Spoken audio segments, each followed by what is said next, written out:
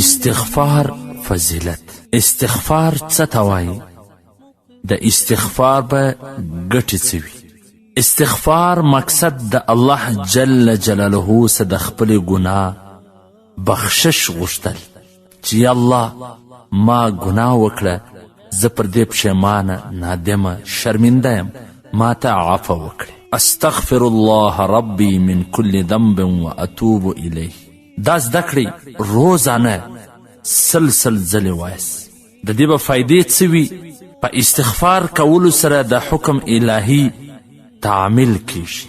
په استغفار کولو سره رزق ملاویږي او په هغه کې زیاتوب راځي. استغفار د جنت د داخلېدو پروانه ده. استغفار سره گناهونه معاف کیږي. استغفار کولو سره بلاوی مصیبتونه لرې کیږي. استغفار کولو سره زړه ته پاکیزګي حاصلیږي. په استغفار کولو سره بې اولادو ته اولاد ملاویږي. په استغفار کولو سره صحت، تندرستی قایمیږي او انسان به د خپل جسمانی او روحانی قوتونو څخه پوره ګټه او استفاده کوي.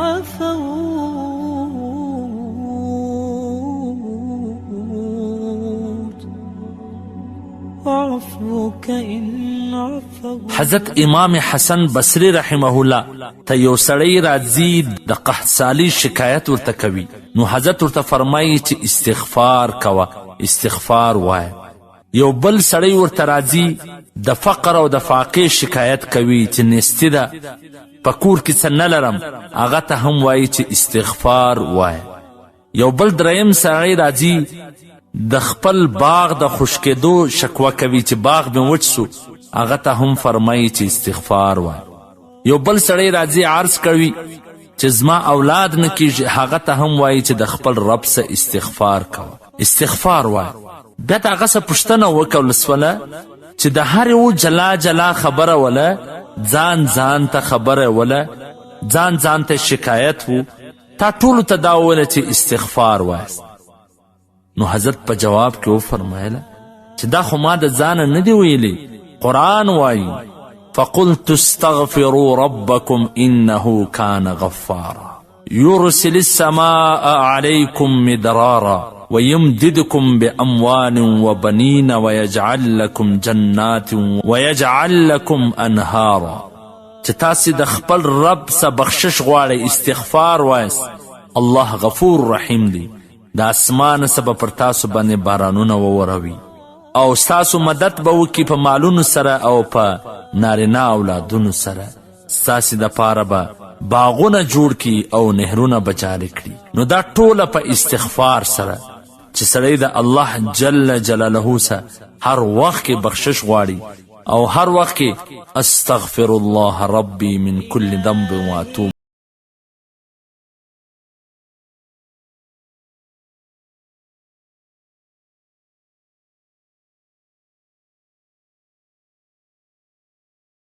حضرت ابو هریره رضی الله تعالی عنه فرمایی چې ما د نبی کریم صلی الله علیه وسلم څخه واورېدله چې زه په ورځ کې د 80 واره څه زیات د الله جل جلاله په حضور کې استغفر الله واتوب الیه دا وایم. نو پکار دا د محترمو عزتمنو دا خو ډېر اسانه الفاظ دي، دومره وخت هم نه نیسي. روزانه سړی سهار و ماښام د 80 واره څه زیات 100 واره استغفر الله واتوب الیه، استغفر الله ربي من كل ذنب واتوب الیه. دا استغفار وایست.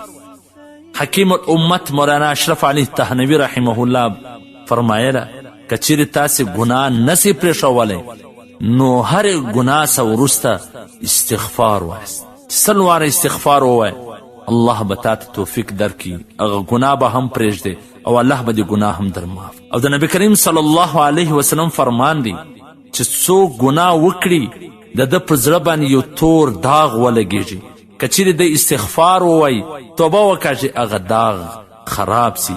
او که چیرې استغفار نه وایي، توبه نه کاږي، نو هغه داغ لګیږي بیا زړه تک تور سي. نو مخکې چې د دې چې زړه تور سي باید استغفار وویل سي. د چا اولاد نه کیږي استغفار، ځکه دا د قرآن خبره ده. الله به پر تاسې باران وکي، الله به نارینه اولاد درکي، الله به باغونه درکي، الله به نهرونه درکي، دا ټوله په استغفار سره. نو دا هر یو په خپل روزمره اذکار کې شامله کړي چې سهار هم سل واره استغفار، ماښام هم سل واره استغفار. که چیرې غټ استغفار نسي زده کولی، اسانه استغفر الله ربي من كل ذنب واتوب الیه، استغفر الله استغفر الله، دا خو هر څوک ویلی سي. استغفر الله واتوب الیه اسان الفاظ دي، دا زده کړئ او روزانه وایاست. والسلام. د مولوي عبدالرحمن صمیم صاحب د نشراتو څخه منتخبي ویناوي.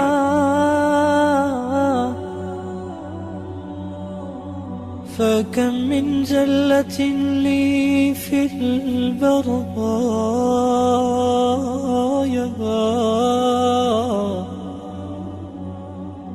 وأنت علي ذو فضل ومني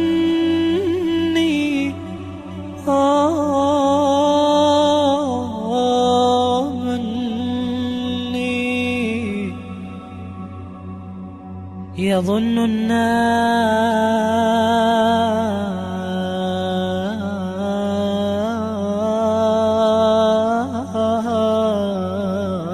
بي خيرا،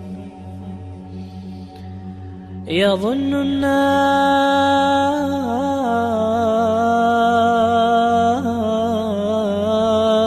بي خيرا وإني لشر الناس